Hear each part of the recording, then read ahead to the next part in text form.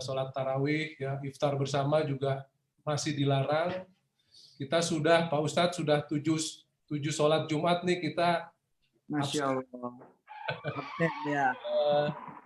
Itulah kira-kira selintas gambaran ibadah puasa Ramadan tahun ini ya di tengah suasana pandemik. Namun KBRI dalam hal ini kita tetap secara hikmat menjalankan ibadah puasa ini dengan melakukan beberapa kegiatan secara online. Ya, salah satunya adalah yang sedang kita lakukan hari ini, saat ini, yaitu kuliah Ramadan. Tiap hari Sabtu, Pak Ustadz, ini sudah kuliah ketiga. Insya Allah. Pak Ustadz Yusuf Mansur sudah berkenan mengisi. Kita tiap hari Rabu juga ada pengajian mingguan dengan mengundang ke para mahasiswa untuk menjadi narasumber begitu. Kemudian kita juga sedang persiapan, Pak Ustadz, melaksanakan lomba-lomba, ya, lomba dakwah secara online, lomba MTQ secara online yang bisa diikuti oleh pelajar dan mahasiswa Jordania mahasiswa Indonesia yang sedang belajar di Jordania.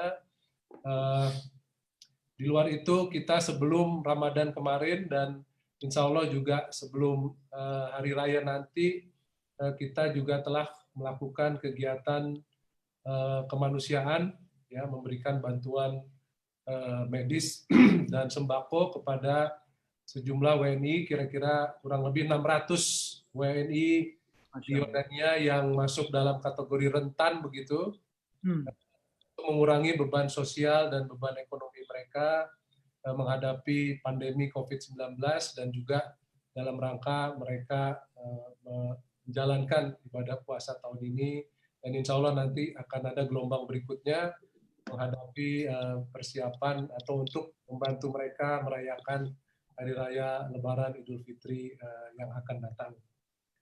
Kita juga misalnya sudah melakukan kegiatan penggalangan dana, Pak Ustadz,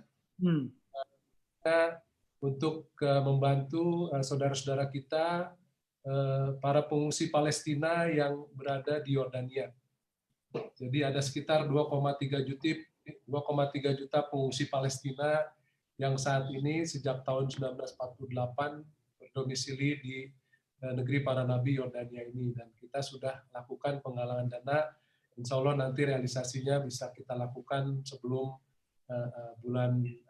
sebelum Lebaran nanti. Mungkin itu sekedar pengantar sambutan dari saya. Sekali lagi terima kasih Pak Ustadz Yusuf Mansur, Ustadz milenial kita. Mari sama-sama kita simak kuliah beliau. Sekali lagi terima kasih. Assalamualaikum warahmatullahi wabarakatuh. Waalaikumsalam warahmatullahi wabarakatuh. Selanjutnya, sebelum kita mendengarkan tausiah dan juga nasihat dari Ustadz milenial seperti yang disampaikan oleh Pak Dubes tadi, Ustadz Yusuf Mansur, ada baiknya kita mendengarkan sedikit terkait dengan biografi dari Ustadz Yusuf Mansur ini, yang mana... Wah, udah dikenal. Udah terkenal. Baiklah, karena mungkin permintaan langsung dari Ustadz Yusuf Mansur, karena juga masyarakat Indonesia mana yang mungkin belum pernah mendengar Ustadz Yusuf Mansur ini, saking udah sangat hitsnya. Marilah langsung saja kita mendengarkan tausiah dan juga ceramah dari Ustadz Yusuf Mansur yang sudah ditunggu-tunggu oleh seluruh warga negara Indonesia yang saat ini bergabung di aplikasi Zoom. Waktu dan tempat kami persilahkan, Ustadz. Tafadhol. Ya, Bismillahirrahmanirrahim. Assalamualaikum warahmatullahi wabarakatuh. Waalaikumsalam warahmatullahi wabarakatuh. Alhamdulillah Pak Dubes, ya, Mas Dias, Mas Grit, ini saya jadi bisa melihat wajah-wajah keluarga saya di Jordan nih. Ini ada Ananda lucu banget nih, Alim Sari. Anaknya Masya Allah, cantik banget. Ini keluarga-keluarga saya di Jordan, ada keluarga Mas Kurniawan, apa, seneng lihatnya. Mudah-mudahan saya bisa ke Jordan lagi nih, Pak Andi. Oh, silakan. Nanti nunggu ini selesai lockdown. Iya, insya Allah. Wirda pernah di Jordan. Pernah di Jordan, pernah di Amman juga, alhamdulillah. Terus sempat ngambil satu sanad dengan Syekh Musa di sana, alhamdulillah.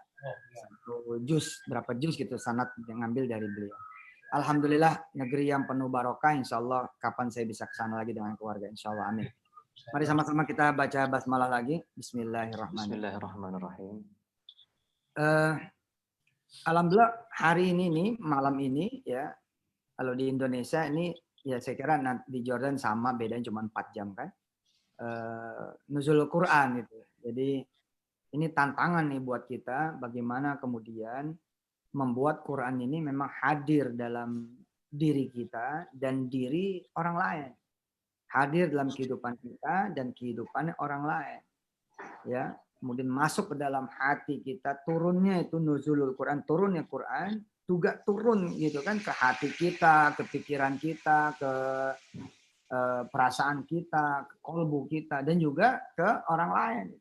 Ini tantangan ya supaya memang kita tidak merasa Quran ini sesuatu yang jauh, yang tidak cuma menjadi bacaan saja, tapi juga menjadi sesuatu yang manfaat. Bahkan kita kayak ketagihan, itu kan melebihi tagihan kita dengan sokmed misalnya gitu.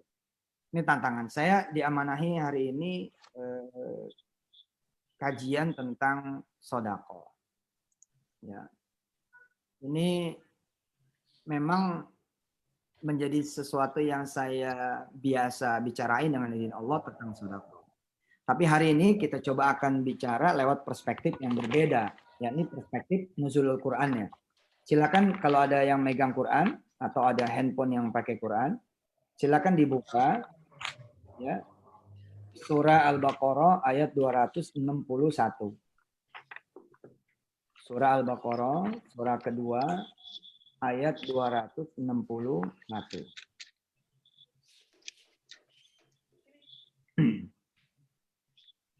Al-Quran ini ya kita kaitkan dengan nuzul Quran, termasuk tema tentang sedekah pada hari ini dengan izin Allah Subhanahu wa taala di 2020 yang penuh barokah.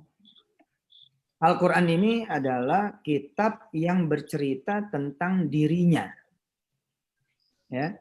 Al-Quran ini adalah sebuah kitab bacaan wahyu Allah, kalamullah yang bercerita, bernarasi tentang dirinya Allah sendiri. Mulai dari ayat pertama yang menyepakati bahwa Bismillahirrahmanirrahim adalah ayat pertama. Pun kalau tidak sepakat bahwa ayat pertama dalam suratul Fatihah misalkan Alhamdulillahirabbil alamin, tetap saja itu bicaranya sudah langsung bicara tentang nama dia. Jadi ayat demi ayat berikutnya sampai nanti surah An-Nas ya, ini penuh sepenuh-penuhnya bercerita tentang dirinya. Nah, kenapa kemudian orang yang membaca Quran disebut berzikir kepadanya, bahkan sebaik-baik zikir, sehebat-hebat zikir, setinggi-tingginya zikir, semulia-mulianya zikir, sekomplit-komplitnya zikir. Ya karena ayat apapun yang kita baca adalah namanya. Ayat apapun yang kita baca adalah namanya, tentang dirinya. Perihal namanya, perihal dirinya. Seperti kita lihat misalkan ayat 261 suratul Baqarah. Kita coba belajar cara baca hari ini. Supaya nanti habis ini kalau keluarga besar saya di Jordan ini membaca Quran, mulai ngeh bahwa Allah lagi bercerita apa sih tentang dirinya gitu. Jadi jangan cuma konsen tentang konten ayatnya saja, tentang kandungan dari ayatnya saja, tapi kelak kita harus kemudian merasa lebih lagi bergetar, oh rupanya Allah sedang menunjukkan namanya, sedang bicara tentang namanya, tentang dirinya. Ya, dengan segala kemudian kekuasaannya, kebesarannya, kemegahannya, kebisaannya, kemampuannya, kemahaannya lah. Gitu. Selama ini informasi ini menjadi tertutup. Informasi ini menjadi tersembunyi karena kita biasa konsentrasi ya di kepala ayatnya. Ya, jarang di kaki ayatnya atau sebaliknya ketika Allah bicara namanya di depan, kita konsentrasi di bagannya, di badannya. Sehingga kita asik bicara tentang narasi fikih misalnya, kisah misalnya, atau ajaran yang terkandung di dalam ayat-ayat tersebut misalnya, tapi lupa sesungguhnya Allah sedang memperkenalkan namanya. Baik, kita baca untuk menunjukkan apa yang saya bicarakan, kita baca. Dengerin ya, sambil disimak. Yang punya terjemah dibaca terjemahannya. A'udzu billahi minasyaitonir rajim. Bismillahirrahmanirrahim. Mathalul ladzina yunfiquna amwalahum fi sabilillah kamathali habbatin أنبتت 7 سنابل في كل سنبلة 100 حبة والله يضاعف لمن يشاء والله واسع عليم. Kalau kita lihat terjemahannya, maka ayat ini lagi bercerita tentang perumpamaan sedekah. Dikali 700 kali lipat atau bahkan lebih. Nah, yang hari ini saya perkenalkan adalah sesungguhnya ayat ini lagi bercerita tentang dia, bahwa dia itu adalah al-wasi', maha luas, maha meluaskan, yang tidak akan ada yang bisa melakukan mathalul ladzina yunfiquna amwalahum fi sabilillahi kamathali habbatin ambatat 7 sanabila fi kulli sumbulatin 100 habbah, apalagi wallahu yudha'ifu liman yasha, kalau dia bukan al-wasi'. Enggak akan ada orang yang mampu melipat gandakan sampai 700 kali lipat atau bahkan lebih kalau dia bukan al-wasi'. Jadi Allah ini lagi bercerita bahwa dia ini al-wasi'. Kemudian Allah juga lagi bercerita bahwa dia ini adalah al-alim, yang maha tahu. Nah, tapi kebanyakan kita selama ini enggak nyampe sini. Ini kaitan dengan nuzulul Quran. Ya. Allah dengan nuzulul Qurannya ini lagi menurunkan nama-namanya nih. Lagi memperkenalkan tentang dirinya. Kita selama ini bacanya, oh sedekah dikali 700 ya. Oh hebat ya, Masya Allah sedekah bisa kayak gitu ya. Bayangin coba kalau saya sedekah 1 juta jadi 700 juta. Dulu Pak Dubes ketika di awal-awal saya sedekah mobil. Di awal-awal. Tahun 2000, ya tahun 2000-2001. Sedekah mobil. Saya ngelihat ayat ini. Karena saya bukan al-wasi', karena saya bukan yang luas, apalagi maha luas, dan saya juga bukan yang tahu, apalagi maha tahu. Lastul wasi' wa lastul alim, saya bukan al-wasi' dan saya bukan al-alim, maka otak saya nggak nyampe tuh Pak Dubes. Otak saya nggak nyampe nih teman-teman semua. Gimana caranya ya kalau emang ayat ini benar adanya? Bahwa Allah akan mengganti mobil saya dengan 700 mobil atau bahkan lebih, gimana caranya ya? Kata Allah gimana? Ya memang kamu nggak bakal tahu karena kamu bukan al-alim. Kamu nggak bakalan mengerti karena kamu bukan al-alim. Dan pengetahuanmu sempit karena kamu bukan al-wasi'. Nggak akan mampu kamu menjawab. Bahkan mengira-ngira pun nggak mampu. Contoh ketika saya mengira, saya bilang sama istri saya, Dek, dulu panggilannya masih Ade, ya masih miskin Pak Dubes. Sekarang udah kayaan, panggilannya Papa, Mama. Ya. Dulu saya bilang sama istri saya, Dek, kalau Allah benar-benar balas sampai 700, ini naruh di mana? Naruh di mana ini? Kalau benar-benar Allah balas sampai 700 mobil, setiap kali ngasih 1 mobil, Allah balas 700 mobil atau bahkan lebih. Ini naruh di mana? Pusing saya. Pusing. Ya itulah karena saya bukan al-wasi', bukan al-alim. Tanya nih teman-teman, sama anak SMA kelas 3. Tanya sama dia. Dek, kalau nanti kamu pengen masuk UI, UGM, UYM. Apa itu UYM? Universitas Yusuf Mansur.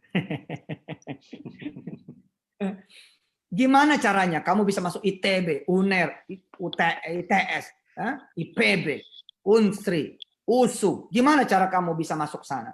Atau kamu bisa masuk Aman University, bisa masuk kemudian ke UCLA di Los Angeles, bisa masuk Harvard, Boston. Gimana caranya? Bapak Ibu yang dirahmati Allah. Jawaban kita adalah bukan jawaban al-wasi', bukan jawaban yang maha luas. Jawaban anak itu adalah jawaban kita, jawaban yang sempit.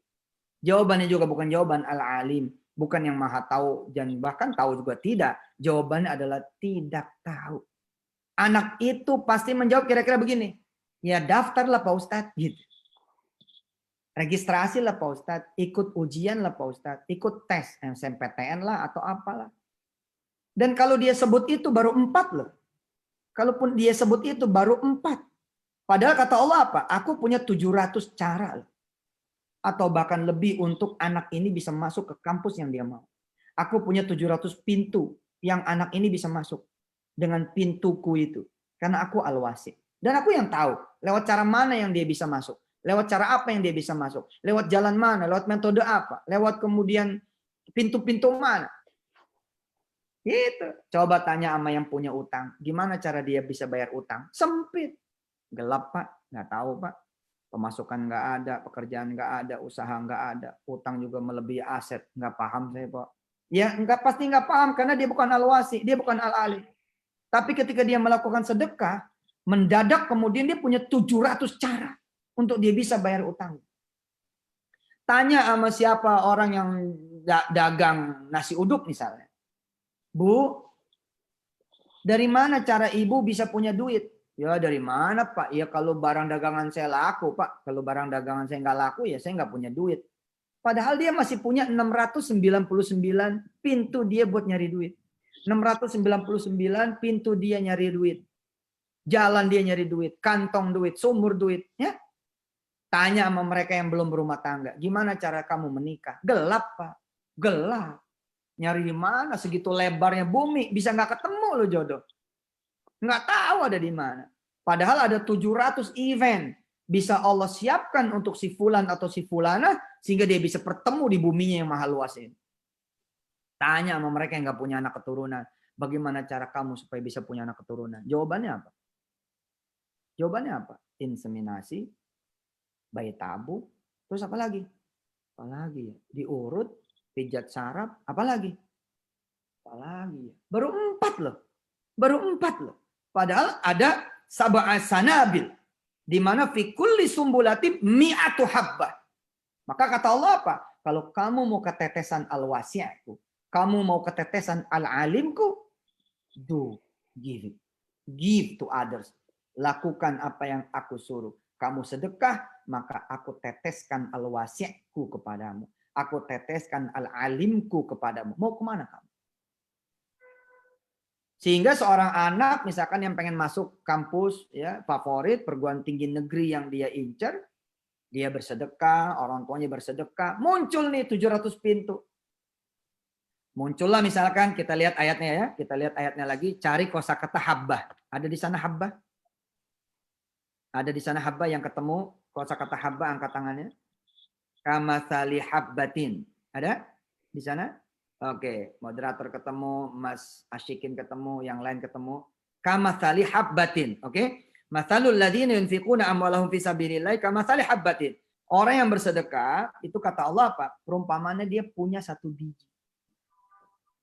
Nah, anak muda ini punya 1 biji. Ya. Sebutlah misalkan habbah jaddatiyah. Habbah jaddatiyah. Biji nenek-nenek. Ya. Ada pintu yang dibuka sama Allah, pintu nenek-nenek. Ada jalan yang dibuka oleh Allah untuk dia masuk perguruan tinggi, ya, jalan nenek-nenek. Cara nenek-nenek, metode nenek-nenek. Akses nenek-nenek. Maksudnya gimana Pak Ustaz? Bayangin ya, ketika kita bukan al-wasi, saya ngejelasin kayak begini aja, kita masih sempit. Masih nggak tahu, masih perlu penjelasan yang luas. Begini, ketika si anak kemudian bersedekah, ibu bapaknya bersedekah, Masya Allah. Anak ini ketemu seorang nenek yang punya kesulitan. Dan kelak nenek ini menjadi pintu masuk anak ini, masuk perguruan tinggi. Nenek ini kemudian jatuh cinta sama anak ini. Senang sama anak ini. Menganggap anak ini adalah cucunya sendiri. Menganggap anak ini kemudian anaknya sendiri. Lalu kemudian nenek ini mengundang ke rumahnya untuk kemudian anak itu makan malam bersama di rumahnya. Ini yang Allah bilang apa? Ambatat. Coba lihat ambatat. Ada ambatat di sana. Ini cara kerja ya. Cara kerja. Jadi semua akan berproses. Akan berproses. Tapi ambatatnya di sini never stop growing. Tidak akan pernah berhenti tumbuh. Bahwa Allah bilang sab'a, teman-teman yang belajar bahasa Arab mengetahui bahwa sab'a adalah bukan angka mati. Ini angka ya yang dipakai oleh Allah untuk meredakan cara berpikir manusia saja bahwa ada angka gitu. Tapi 7 ini adalah unlimited number. Ketika disebut sab'a samawat, siapa yang tahu ujungnya ada di mana? Sab'ul aradin, 7 lapis bumi, lapisannya yang mana? Nggak ada yang tahu. Maka sesungguhnya dia ambatat, balik coba lihat kosakata ambatat, tumbuh, tumbuhnya itu gimana? Never stop growing. Nggak bakal kita tahu itu jumlahnya kayak apa. Saya kasih contoh. Ketika anak muda ini kenal sama si nenek, nenek ini kan jadi satu biji, toh? Satu biji kan, kamah tali habba. Itulah tanaman dia muncul menjadi habba baru, habba jadidah. Habbatun jadidatun, jamilatun, kamilatun, syamilatun, nafi'atun. Ya.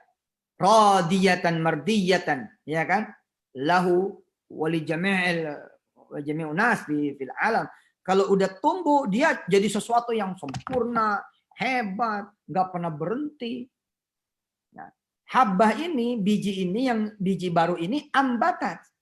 Dia berkembang menjadi 700 biji. Pengen tahu? Sampai situ aja malam itu pertolongan si anak kepada si nenek ini membuahkan apa? Membuahkan makanan di meja makan. Makanan di meja makan ini kan berarti sudah menjadi sab'a sanabil. Yang mana fikuli sumbulahnya mi'atu habba.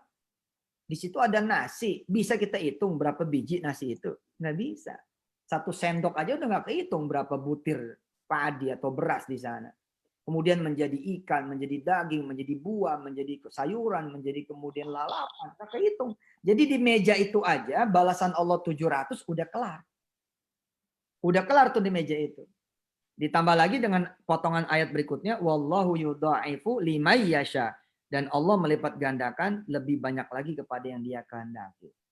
Lagi makan, datang nih satu orang bapak paruh baya, assalamualaikum, jawab waalaikumsalam, cium tangan.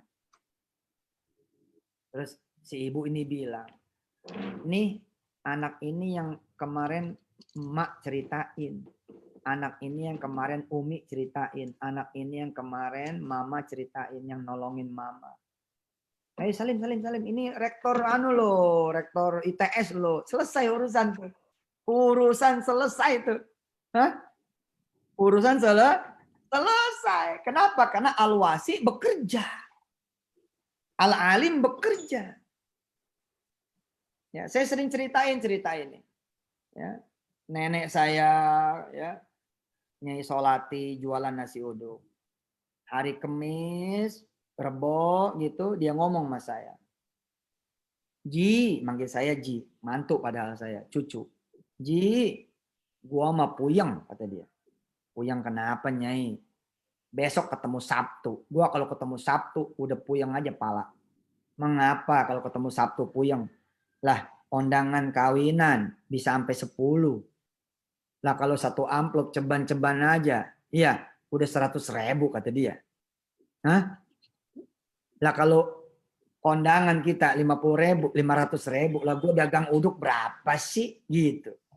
Terus saya ngomong, Nyai kalau Nyai pengen diluasin rezekinya sama Allah, Nyai sedekah.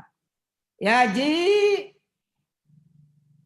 nggak nyampe otak gue Ji, kata dia gitu.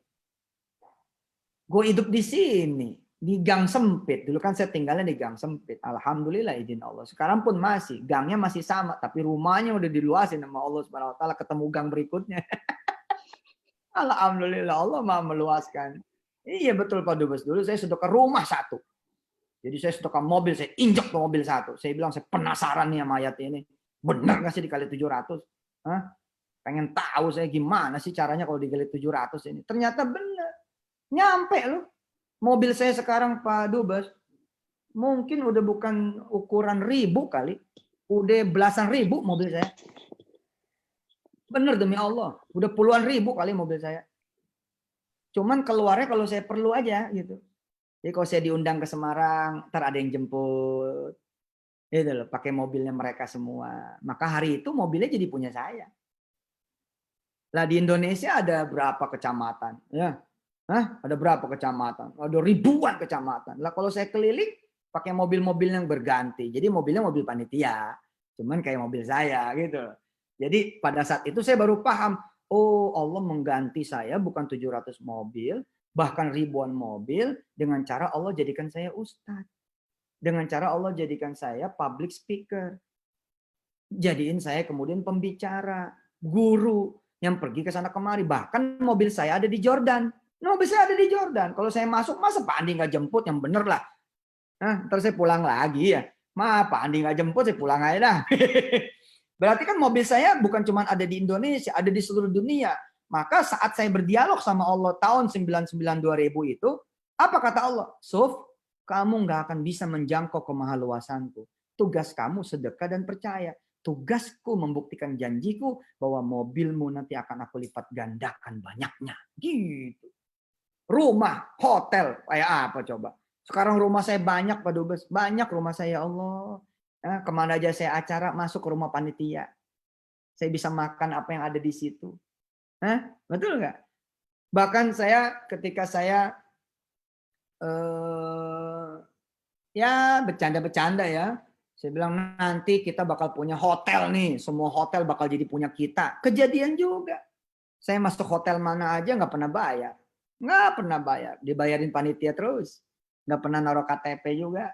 Udah kayak owner aja udah. Masuk sembarangan, keluar sembarangan aja udah. Terserah. Nah ini kan tidak kejangkau sama otak saya pada saat itu. Ketika kemudian saya sedekah rumah di tahun 2008. Nggak kebayang sama saya. Jika di kemudian hari ternyata Allah menjadikan saya pengusaha properti. Kita lagi bangun nih, minta doanya nih Pak Taufik, Pak Dwi, ya Ibu Dwi, Mas Rizaldi, Mas Dimas, Muhammad Syarif, saya bacain dah nih, cuma 57 kan.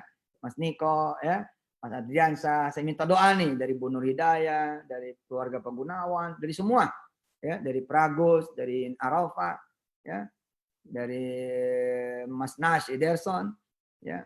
Saya menjadi pengusaha properti ini lagi bangun 5 tower, 42 lantai per towernya, 5 tower, 42 lantai per towernya, di atas lahan 5 hektar.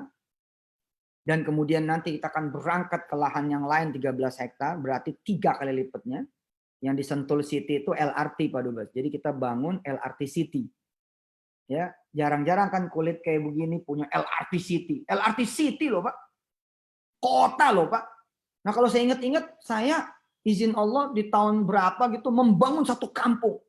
Terus saya dedikasikan buat Allah kampung itu. Enggak kita minta apapun di kampung itu. Padahal di kampung itu kita bangun apa? Masjidnya kita bangun. Madrasahnya kita bangun. Gedung lagi bukan madrasah. Gedung. Satu gedung tuh 4 lantai. Kita bangun 3 gedung. Orang kampung sini pada ngomong. Ustadz, lo kampung orang lo bangun. Kampung sendiri dong lo bangun. Saya bilang begini. Nyai, Kong, kalau saya bangun kampung saya, maka saya tidak bersedekah. Saya mau sedekah sama kampung orang lain supaya Allah memberi ribuan kampung buat saya. Itu. Jadi LRT City. Habis ini kita berangkat ke yang 200 hektar. Ya, kalau LRT Sentul City aja udah 5 triliun, berarti kan kalau yang 200 hektar udah 100 triliun tuh. Dari mana coba judulnya gitu? Dari mana coba judulnya? Enggak bakal kejudulan karena kita bukan al-wasi, kita bukan al-alim. Kalau kita al-wasi, kita sanggup mikir. Kalau kita al-alim, kita sanggup mikir. Tapi karena kita bukan al-wasi, kita bukan al-alim, nggak sanggup mikir. Percaya sama Allah udah. Nah, saya tutup dengan cerita nenek saya. Nanti habis ini kita dialog. Jadi nenek saya bilang, ya, Ji, gua di Ketapang. Gua dagang segini-gininya. Dari mana ya caranya kalau gua sedekah bener-bener Allah bakal ganti. Allah bakal lipat gandain. Allah bakal luasin. Gak ngerti Nyai mah. Terus saya bilang apa? Sama Nyai, saya juga gak ngerti. Tugas kita adalah percaya dan melaksanakan. Amanu wa amilus shalihat. Itu tugas kita. Terus si Nyai sedekah nih. Jumat pagi nih, Pak Andi, Ibu, Jumat pagi dia sedekah. Masih anget, masih panas, masih ngebul. Yang atas itu yang dipotong sama dia. Dia bagiin tuh ke orang-orang. Subhanallah, Pak. Kira-kira masih hari Jumatnya, kan dia pagi-pagi banget tuh. Masih di Jumat yang sama, emang mungkin Allah yang menggerakkan ya, bisa berbentuk manusia langsung atau bisa berbentuk malaikat yang memang menyamar menjadi manusia, tugasnya memang jatuhin duit aja. Itu ada orang Riau datang. Datang nih Pak Niko Adam, datang orang Riau ke rumah saya. Kan rumah saya dempetan namanya Solati pada saat itu. Terus ucap salam kan, Assalamualaikum gitu. Jawab menyai, Waalaikumsalam, kagak ada orangnya, gelap-gelap udah pergi, Bapak kesiangan datangnya, gitu. Ya, wah ini ada Fatir juga di sini, ada Abdul Fatir, masya Allah, mahasiswa top. Ya. Ini teman-teman PCNU Jordan aktif ya, Mas Gias ya, masya Allah, salam buat semuanya. Nah nyai saya bilang, Ustadznya nggak ada gitu, mampir sini ngopi, gitu doang tuh Pak Andi. Wasilanya segitu doang. Sini ngopi. Terus datanglah tuh 3 orang ke rumah Nyai, terus ngopi. Bahkan tidak makan nasi uduk. Udah ngopi, ngobrol tentang kesukaan saya apa, ditanya begini, begitu, Nyai jawab, Nyai cerita. Kemudian pamit.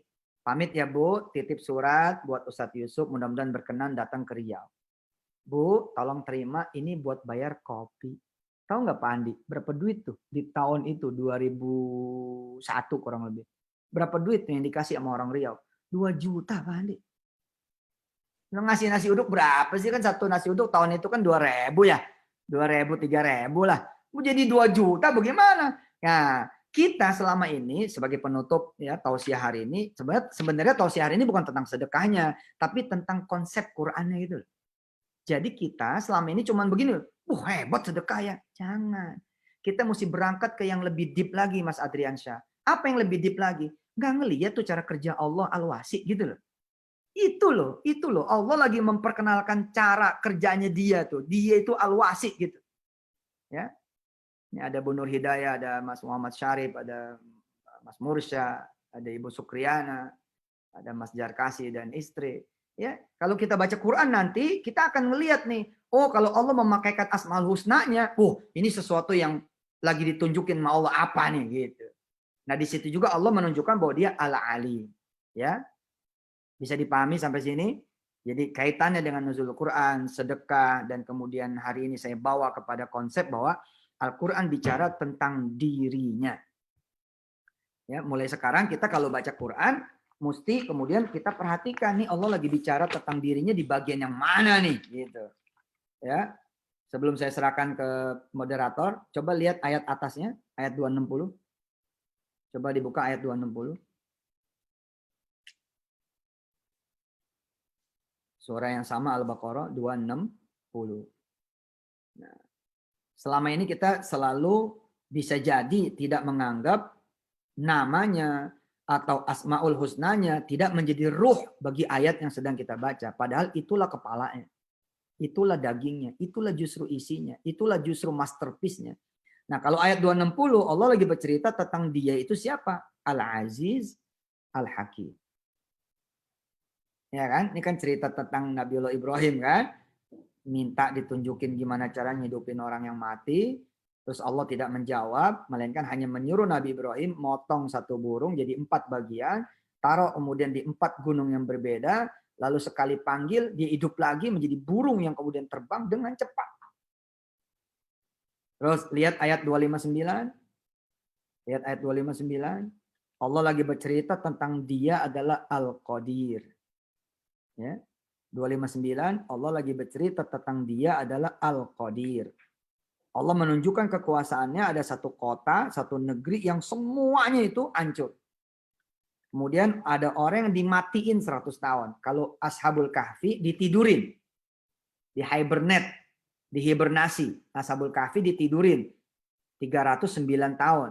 Tapi kalau orang di 259 dimatiin, Pak. Bukan ditidurin, dimatiin 100 tahun.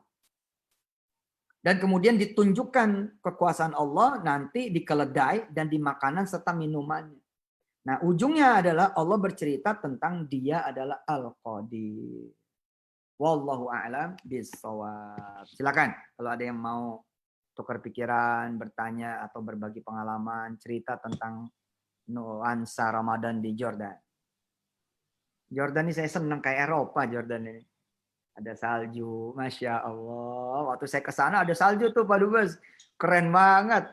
Belum zaitunnya lagi, tinnya. Wah, kangen ya. Kangen, bener kangen. Pokoknya begitu lockdown dibuka, terbang. Jordan. Insya Allah. Silakan moderator, mangga.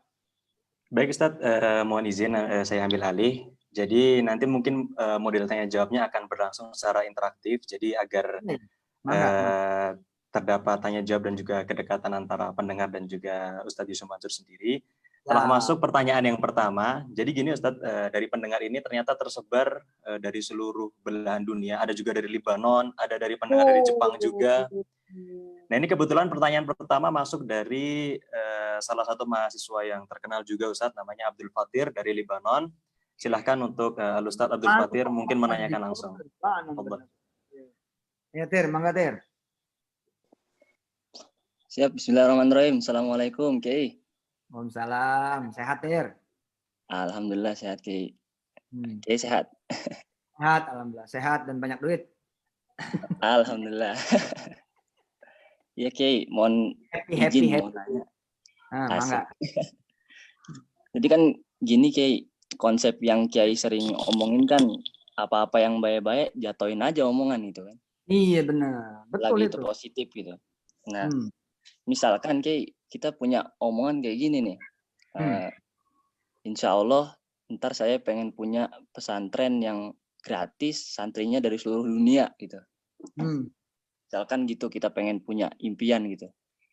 Nah, apakah omongan ini yang kita jatuhin kan ini baik? Apakah melewati kehendak Allah dari segi pertanyaan? Sedangkan yang kita tahu dalam surah Al-Baqarah juga bahwasanya yang kita suka itu nggak mesti Allah suka dan ridho. Bahkan yang kita suka bisa jadi Allah nggak suka, atau yang kita benci bisa jadi Allah suka. Terus juga kita tahu padahal dari segi finansial misalkan kita kurang mampu dalam hal itu untuk mewujudkan cita-cita kita. Jadi gitu Kiai pertanyaannya. Makasih. Ya mungkin langsung aja ya biar saya nggak lupa. Siap. Nah, memang mohon izin Pak Dubes dan teman-teman semua. Di sini juga ada Pak Suseno dengan Ibu Verla. Salam kenal, salam hormat semua ini. Saya memang ngajarin, nganjurin, benar-benar menginspirasi orang, memotivasi orang untuk jatuhin omongan. Karena omongan itu juga seperti biji, gitu. Yang ketika dia keluar, maka kita tanam tuh omongan dan dia akan tumbuh, gitu. Ya, memperbanyak omongan yang positif juga menjadi doa buat kita semua. Kalau perlu doanya menggelegar, gitu. Jadi bangun pesantrennya tidak di satu lokasi, tapi misalkan di 10 lokasi, 100 lokasi. Saya dengan izin Allah tahun 2005 mendengar ada satu pendeta dan dia konglomerat di Indonesia itu bersumpah pengen membangun 1000 gereja, pengen membangun 1000 sekolah Kristen. Dan sebagai anak bangsa di negara yang memang majemuk, Bhinneka Tunggal Ika, saya merasa nggak mau mencederai apa yang menjadi impiannya dia. Ya nggak apa-apa, itu haknya dia gitu kan. Dan punya sumpah, punya nawaitu, punya niatan. Dan bagus-bagus aja kalau emang orang Kristen di Indonesia, orang Buddha di Indonesia, orang Hindu di Indonesia, orang kemudian dengan agamanya masing-masing di Indonesia lalu menjadi pemeluk agama yang baik, kan bagus-bagus aja gitu. Keren gitu.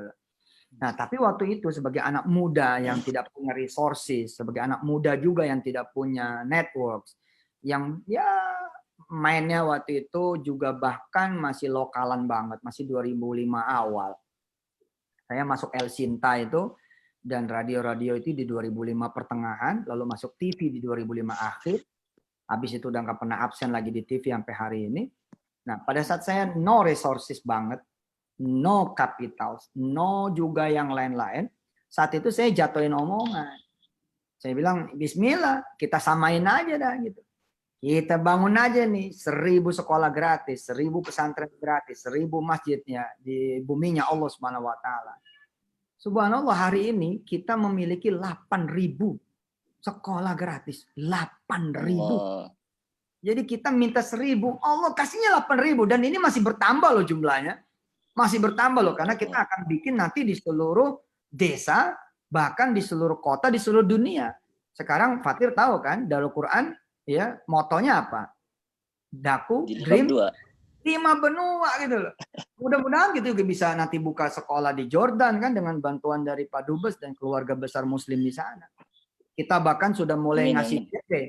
Kita ngasih DP Pak Andi, Ibu Dubes, kita ngasih DP 2 tahun yang lalu. Kita beli properti di kota Istanbul. Jadi mau bangun Darul Quran Lil Banat di kota Istanbul di samping Masjid Al-Fatih. Jadi udah mah di Istanbul, jantungnya Turki, juga di jantungnya juga peradabannya memang Turki ya, ini di Masjid Al-Fatih. Qadarullah nih masih terhenti, tapi insya Allah kita akan terus gerak jalan. Kita udah beli 2 gedung di Mesir dan lain-lain sebagainya. Jadi memang omongan terus dijatuhin omongan itu. Apalagi kalau masih jadi mahasiswa gitu kan, kayak Mas Gias masih jadi mahasiswa barangkali, atau moderator kita masih S2, omongan lu apa gitu. Kalau omongan lu pendek kan ya bukan Sulaiman Spirit kan, saya ngajarin Sulaiman Spirit gitu. Makanya saya tuh kalau ada orang datang gitu ya, Ustadz doain ya supaya anak saya jadi hafiz gitu, saya males tuh ngamininnya males tuh. Ustadz doain ya supaya anak saya jadi hafiz, males ngamininnya. Kalau jadi profesor Ki, saya bilang perbaiki dulu, doanya perbaiki. Apalagi Pak Ustadz, ini kan jadi hafiz paling tinggi Pak Ustadz. Enggak, kurang itu. Gimana Pak Ustadz? Oke, saya ajarin ya. Pak Ustadz, doain ya supaya anak saya jadi hafiz. Dan saya bisa menghafizkan juga 1000 anak yang lain. Dan mudah-mudahan dari anak saya bisa lahir jutaan para hafiz. Nah, itu ngamininnya enak gitu. Amin. Pak Ustadz doain ya, saya lagi jualin tanah orang Pak Ustadz. Oh iya, berapa meter? 200 meter. Males saya ngaminin itu. Kalau laku juga komisi saya sedikit Pak Dubes. Pak Ustadz doain dong, apa? Supaya saya bisa punya warung makan. Itu saya males juga tuh doain. Males tuh. Tapi kalau begini doanya, Pak Ustadz doain ya, biar saya bisa buka 100 rumah makan. Sehingga bisa punya karyawan nanti ini, Pak Ustadz bisa 1000 karyawan. Nah itu ngamininnya enak gitu. Begitu dia satpam, tapi kalau datang ke pabriknya yang dia kerja, dia ngomongnya apa? Nanti pabrik ini bakal jadi punya saya. Itu, it will be true. Will happening sama dia tuh. Masya Allah itu. Nih, ya Pragus lagi megang anak kan. Lagi megang anak nih Pragus nih. Terus tadi Irma ya. Nih Mas Pragus, coba pegang tangannya. Pegang palanya. Pegang pala anak, pegang. Pegang pala anak. Ayo baca salawat. Allahumma salli ala Sayyidina Muhammad. Wa ala ali Sayyidina Muhammad. Ya Allah. Mudah-mudahan nih anak. Ayo ikutin. Mudah-mudahan nih anak. Jadi Presiden Republik Indonesia. Jadi Presiden Republik Indonesia. Setelah Yusuf Mansur nanti. Gitu. Amin. Iya, harus menggelegar cita-citanya. Betul. Cita-cita jadi dokter yang enggak aja lah. Masa cita-cita jadi dokter. Cita-cita itu jadi ketua dokter seluruh Indonesia. Gitu. Cakep. Ketua dokter seluruh dunia. Punya rumah sakit. Gitu. Jejaring rumah. Itu begitu. Fatir nanyanya begini sih. Jadi ngomongnya begini. Silakan moderator. Ya, makasih banyak, Ki. Ya, enggak. Siap Ustaz Yusuf Mansur. Pertanyaan selanjutnya kita pindah benua nih Ustaz Yusuf. Ada dari Jepang, ada saudara kita Fadil Ma'arif yang akan mengajukan pertanyaan kepada Ustaz Yusuf Mansur langsung. Silahkan Ustaz Fadil. Jepang, mana nih orangnya? Monggo, mana? Sudah hadir?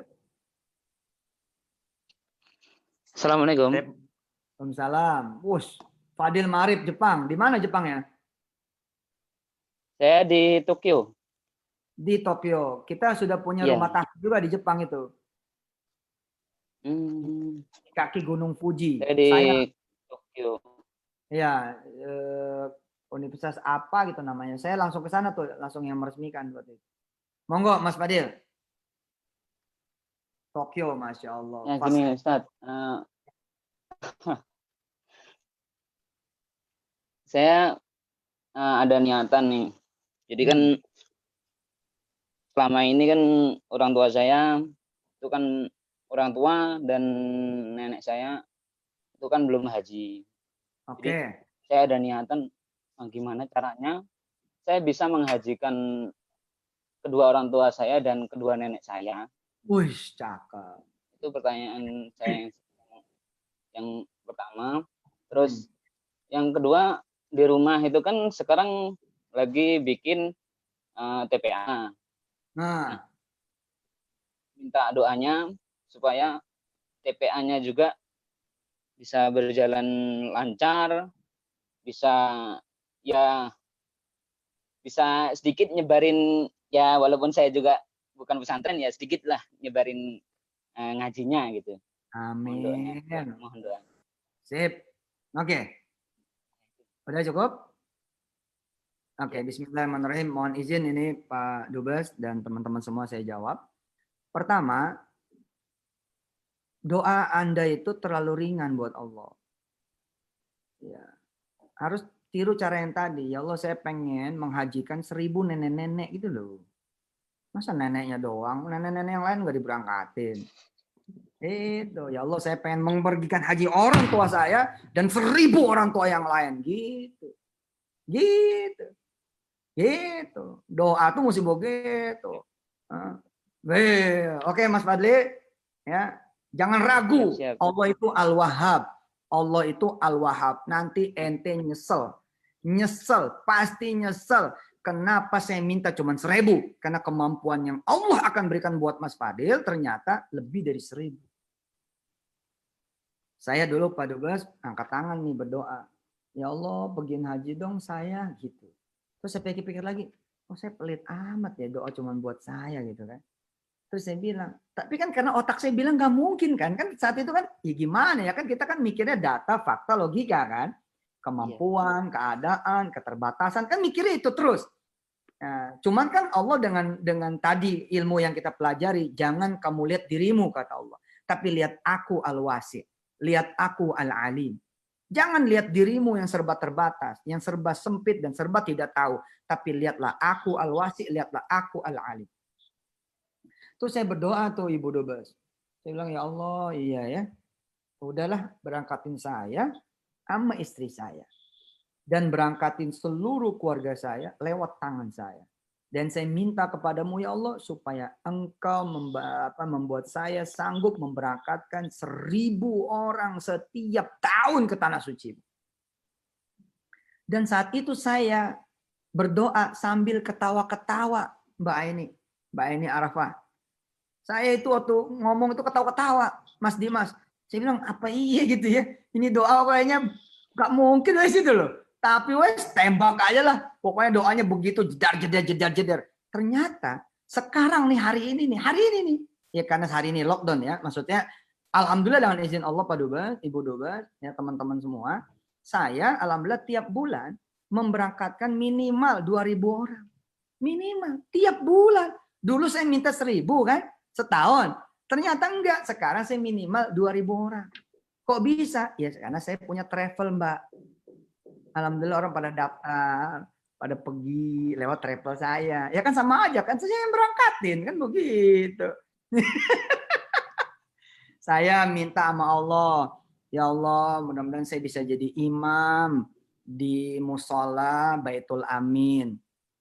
Di musola Nurul Iman. Udah angkat tangan nih.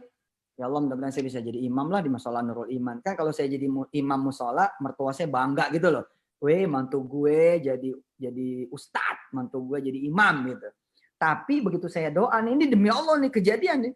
Begitu saya doa, saya ngelihat masjid Baitul Amin. Saya bilang, kecil amat. doanya jadi imam di musola. Ya Allah, ralat. Saya bilang, ganti. Begitu Haji Fajar. Jadi saya ganti nih, Haji Fajar Siddiq. Doa saya ganti.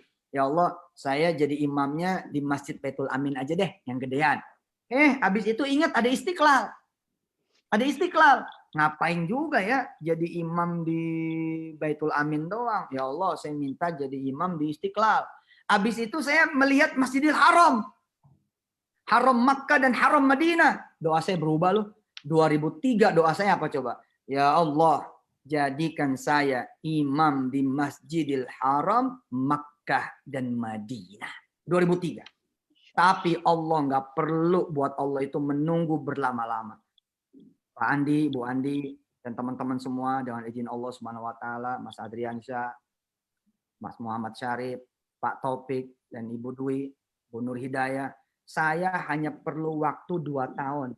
Doa itu dikabul Allah. Saya 2005 sudah langsung paniko menjadi imam di Masjidil Haram. Itulah Allah punya kuasa. Jadi 2005 saya pergilah umroh pertama kali. 2 tahun saya berdoa agar bisa menjadi imam di Masjidil Haram. 2005 saya pergi umroh pertama kali. Sampai di Bandara King Abdul Aziz Jeddah, alhamdulillah jam 11 malam Pak Dubes. Keluar jam 1. Nyampe Masjidil Haram 2:30. Jamaah belum sholat maghrib, sengaja pengen ditakhir dan belum sholat isya. Pengennya di Masjidil Haram sholatnya. Tahu siapa yang didaulat untuk menjadi imam? Saya. Jadi begitu berdiri nih, komat kan, saya sebagai ustadz muda, junior, ya kan, santri, banyak kiai, banyak ustadz, saya ikut rombongan, bukan pemimpin, saya komat. Allahu Akbar, syahadu la ilaha illallah, syahadu anna Muhammadar Rasulullah, hayya 'alas salati, hayya 'alal falah, qad qamatis shalah. Allahu Akbar, la ilaha illallah. Diam tuh saya. Tapi ustadz kiai ngomong gini, ayo, maju, jadi imam. Terus saya bilang, saya jadi imam. Terus saya lihat, ini Masjidil Haram nih. Wah, doa saya dikabul. Doa saya dikabul. Saya jadi imam di Masjidil Haram. Waduh, demi Allah Pak Dubes. Waktu itu saya nangis dulu sholat. Saya tidak melihat saya sholat imam masbuk ya. Pokoknya saya melihat saya punya doa dikabul. Jika saya kemudian never stop, keep praying, tentu saya akan nyampe ke imam yang sebenarnya. Betul kan? If you don't stop, if you believe and never stop, do terus ya, go terus, achieve your dreams, maka nanti nyampe ke depan. Maka sejak 2005 tuh Pak Dubes, saya terus berdoa supaya jadi imam di Masjidil Haram. Doa terus, pokoknya saya nggak mikir, no matter what, no matter how, doa aja. Saya percaya bakal nyampe. 2012, alhamdulillah Pak Andi, jarak saya deket banget sama Imam Haram. Karena 2010 saya mulai nih berteman nih sama Imam Haram, sama Sudes, sama yang lain-lain, berteman gitu. Kemudian 2012 saya dapat kesempatan sholat berangkatnya langsung dari majelis a'immah. Jadi dari ruangan imam lah saya berangkatnya gitu loh. Jadi imam jalan di depan, terus saya di belakang. Saya yang memiliki omongan, memiliki kalimat, memiliki doa, pengen jadi imam di Masjidil Haram. 2012, Masya Allah. Masya Allah. Berangkat ke posisi imam di depan, saya di belakang. Ngikut gitu. Sampai kemudian depan Ka'bah loh. Jadi ini Ka'bah, imam, saya. Udah deket kan perjalanan doa dari 2003 tuh. 2023 tuh Pak Fajar Siddiq. Pak Fajar Siddiq Irsad, saya 2023 tuh. Pak Pragus, ya. Dari 2003 doa. 2012 penghalang saya cuma 1 orang. Di situ ya Ustadz Magna saya berdoa sama Allah. Ya Allah, makasih nih udah bikin saya sampai sini. Penghalang saya tinggal imam yang satu ini. Ya Allah tolong engkau bikin pingsan nih imam. Gitu. Doanya jahat. Saya berdoa sama Allah supaya imam asli ini tolong bikin pingsan. Kenapa? Kalau dia pingsan kan saya yang gantiin Pak. Kalau saya di belakang dia. Alhamdulillah Pak, Allah nggak kabulin, doanya jahat. Gitu. Tapi nih sebagai penutup, jangan malu, jangan sungkan, jangan ngelihat keadaan diri, ngomong aja yang gede udah. Karena Allah itu maha besar gitu. 2014 saya dikabul Allah Pak Andi. Jadi imam Masjid Nabawi. Masya Allah. Jangan nggak percaya loh pemirsa. Jangan nggak percaya loh teman-teman. 2014 saya menjadi imam di Masjid Nabawi. Bahkan nih Bu Dubes, Pak Dubes, kalau saya datang ke Masjid Nabawi, imam asli sudah di atas sejadah. Lalu diberitahu ada Ustadz Yusuf Mansur datang, maka imam asli itu mundur. Mempersilakan saya menjadi imam. Allahu Akbar. Hah? Itu loh, doa jangan nggak percaya loh, kun fayakun. Kok bisa begitu Ustadz? Iya, karena Allah itu al-wasi, Allah al-alim. Jadi 2014 itu Pak Dubes, Ibu Dubes, alhamdulillah masjid di pesantren Darul Quran jadi. Masjid di pesantren Darul Quran di Kampung Ketapang, Tangerang berdiri. Dipakai untuk pertama kali. Lalu yang meresmikan siapa? Yang meresmikan adalah Imam Masjid An-Nabawi Asy-Syarif Madinah Al-Munawwarah.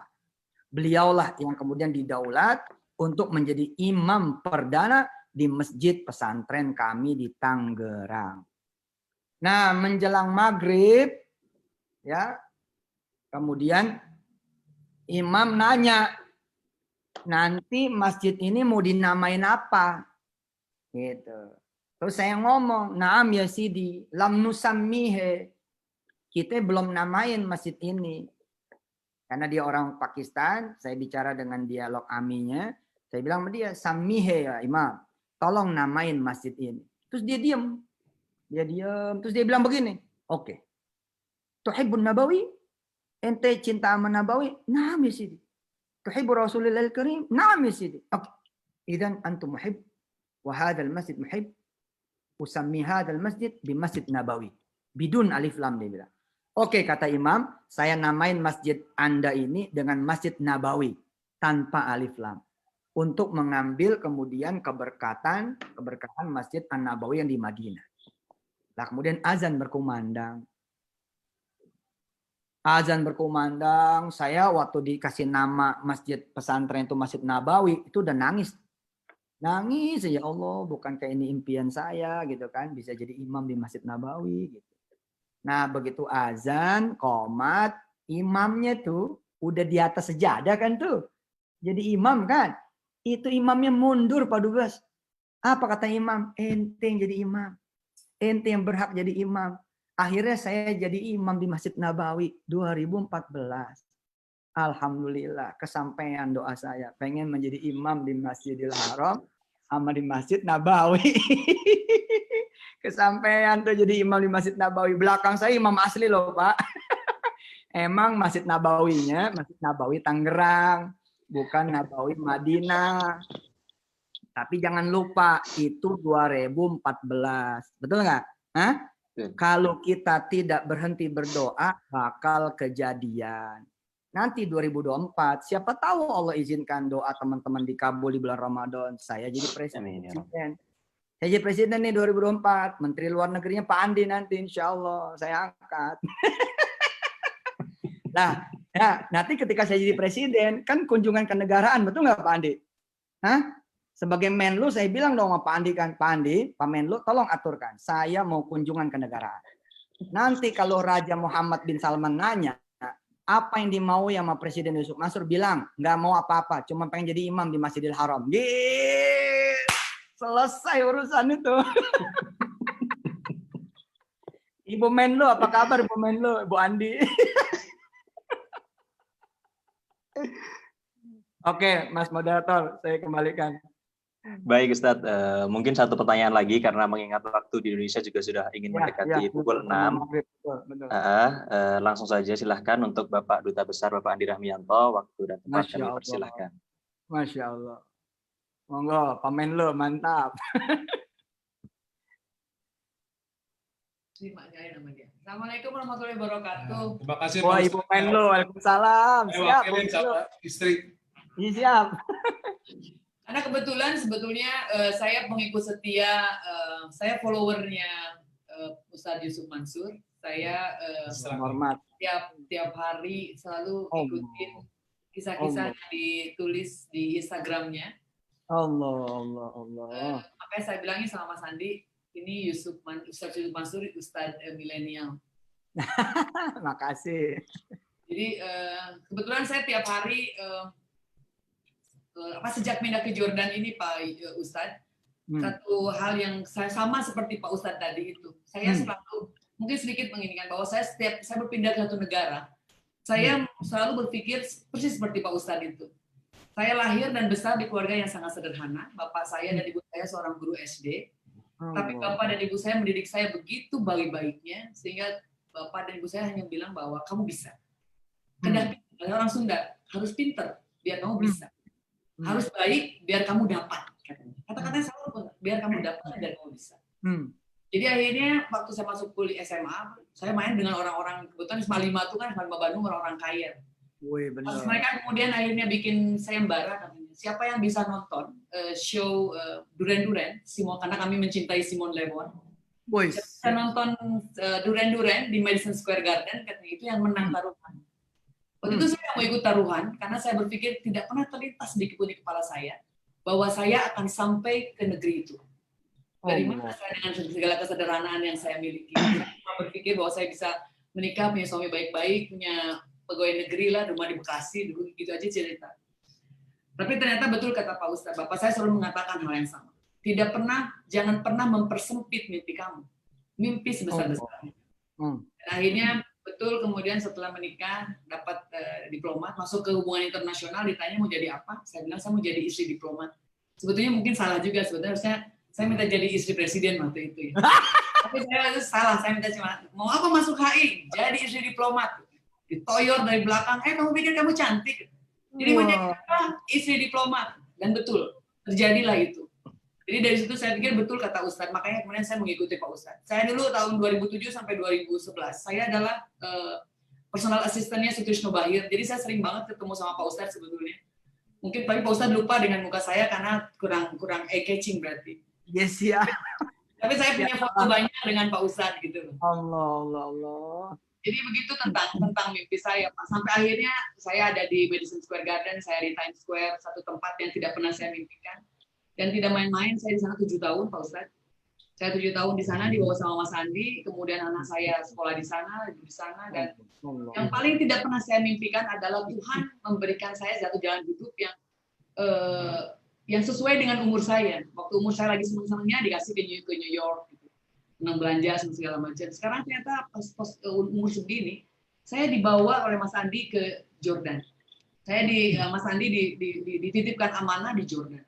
Saya pertama dia mau apa ya ke Jordan. Tapi ternyata Pak Ustadz, makanya saya pikir tidak ada tempat yang tidak berkah. Saya datang ke sini, saya datang ke Jordan, satu negeri para nabi. Begitu banyak, setiap tempat yang kita datangi hanya berkisah tentang cerita-cerita masa kecil saya. Di mana saya diceritakan di pesantren tentang Nabi Lut, tentang Nabi Musa, tentang Nabi Zohab, tentang Nabi Harun. Cerita ada semua ya. Semua ada di sini. Sampai ceritanya tentang Bahira, pohon Nabi di sini pun ada di sini. Saya ingat banget kali Bapak saya seorang storyteller. Bapak saya seorang pendongeng yang sangat baik. Sehingga buat saya akhirnya cerita-cerita itu ada di sini. Jadi memang betul jangan pernah berhenti bermimpi, Pak Ustadz. Jadi terima kasih selalu menginspirasi saya karena saya tiap hari adalah pencinta setia. Kalau saya selalu ada Ismi Rohi yang like gitu. Itu adalah saya. Terima kasih sudah menginspirasi begitu banyak orang. Dan saya pun hari ini mungkin akan makin terinspirasi lagi dengan konsep sedekah tentang mimpi-mimpi saya. Kebetulan saya punya anak kedua, Pak, yang udah besar-besar. Jadi saya bulan madu aja berdua sama Mas Andi. Bisa terlihat dari muka kami berdua yang glowing, Pak, karena kami hanya berdua menikmati. Anak udah nikah belum, Bu? Anak udah nikah belum? Tolong Pak dicarikan, karena kata anak saya bekerja di New York. Satu laki. Ya udah, Saya ada perempuan kan, Wirda itu. Iya, Pak. Aduh, itu bagus banget itunya. Anak saya udah kerja, Pak. Udah ayo besanan, ayo kita besanan. Amin, amin. Karena nggak ada yang nggak mungkin. Iya, nggak ada yang nggak mungkin, benar, insya Allah. Iya, nanti terulang peristiwa nih Pak. Ini terulang peristiwa ya antara SBY dengan Hatta Rajasa.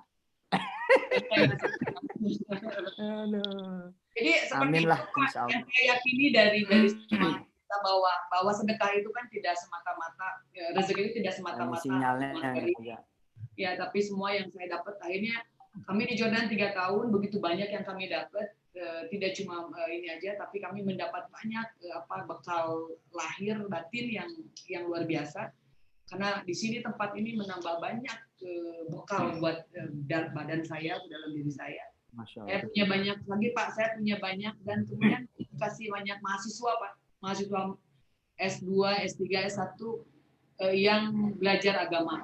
Jadi saya punya narasumber yang begitu dekatnya dengan kami.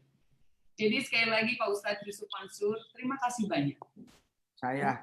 Ini adalah amal jariah Pak Ustadz yang akan terus mengalir sampai kapanpun, karena sebanyak banget sendi kehidupan saya yang saya contoh, yang saya pelajari dari kisah-kisah Pak Ustadz di IG-nya itu loh Pak Ustadz. Doakan saya punya 2 anak bisa mengikuti Wirda. Saya karena Wirda luar biasa juga buat saya ikutin luar biasanya dia. Mudah-mudahan saya bisa menjadi istri yang buat Mas Andi seperti istri Pak Ustadz, tentu Pak Ustadz. Pak Andi ganteng gitu kok, luar biasa ini. Wah, gagah. Pak Ustadz, sedikit aja mau tanya. Udah berkesempatan jadi imam di Masjidil Aqsa? Belum, Pak. Nah, sekarang kita sama-sama berdoa. Amin. Ya Allah. Semoga Pak Ustadz Yusuf Mansur bersama istri, keluarga, dan family bisa jadi imam di Masjidil Aqsa. Amin ya Allah. Amin.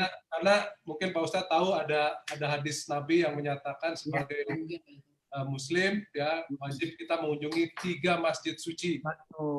Ya, 2 masjid suci sudah dikunjungi, sudah menjadi imam Pak Ustadz di Masjidil Haram dan Masjid Nabawi, tinggal Masjidil Aqsa.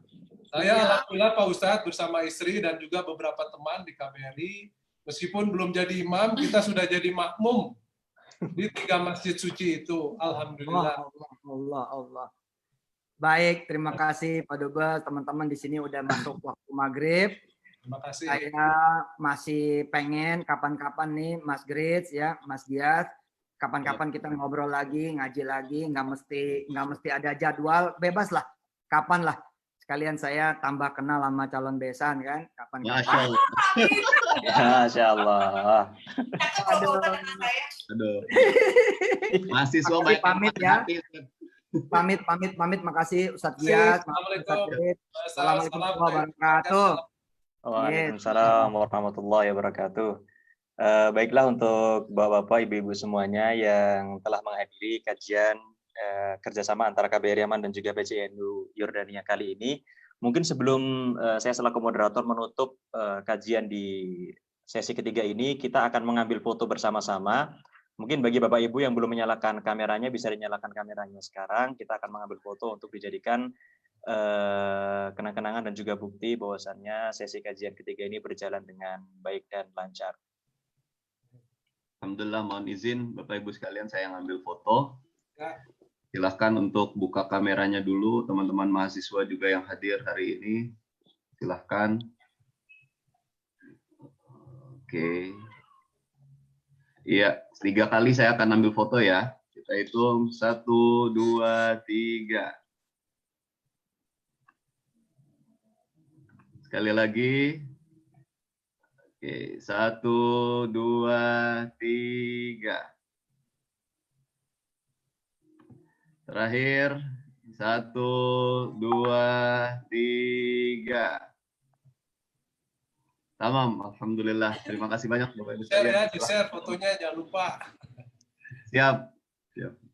Baik, terima kasih untuk Bapak-Bapak, Ibu-Ibu semuanya. Saya ucapkan juga terima kasih untuk Bapak Duta Besar KBRI Yaman dan juga seluruh home staff KBRI Yaman dan juga para WNI yang menyisihkan waktunya untuk bisa menghadiri kajian PCNU Yordania bekerja sama dengan KBRI Yaman ini. Semoga kajian-kajian selanjutnya dapat dihadiri juga, dapat diramaikan juga, dan juga menjadi perhatian bagi kita semuanya. Mohon maaf bagi teman-teman yang mungkin pertanyaannya belum dijawab, karena jujur saja sudah masuk pertanyaan lebih dari 20 pertanyaan, namun juga karena mengingat waktu di Indonesia yang mendekati waktu maghrib, tidak bisa juga kita memaksakan untuk menjawab dari Ustadz Yusuf Mansur, sehingga dengan ini saya selaku moderator menutup acara kajian pada sesi ketiga kali ini dengan doa kafaratul majlis. Subhanakallahumma wa bihamdika asyhadu an la ilaha illa anta astaghfiruka wa atubu ilaik.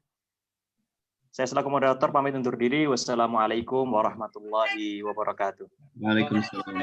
Mohon izin menyampaikan pengumuman untuk besok kita akan ada kajian lagi kuliah Ramadan spesial Nuzulul Quran. Kita akan kolaborasi kerjasama dengan PCNU Lebanon. Kebetulan juga ketuanya ini hadir, ada Mas Hamid Hodir dan ada Mas Fatir juga tadi yang bertanya. Insya Allah kita akan menghadirkan Profesor Dr. Said Akil Hussein Al-Munawar, mantan Menteri Agama 2004-2007 ya kalau tidak salah. Insya Allah besok kita akan membahas terkait tentang analisa terjemahan Al-Quran lihat untuk memaknai atau untuk memahami Al-Quran. Dimohon kehadirannya untuk Bapak Ibu sekalian. Besok di waktu yang sama insya Allah kita akan laksanakan. Terima kasih Bapak Ibu sudah hadir. Terima kasih Pak Dubes dan segenap hadirin. Terima kasih semua teman-teman. Sampai besok. Waalaikumsalam. Waalaikumsalam. Pak Asikin ganteng.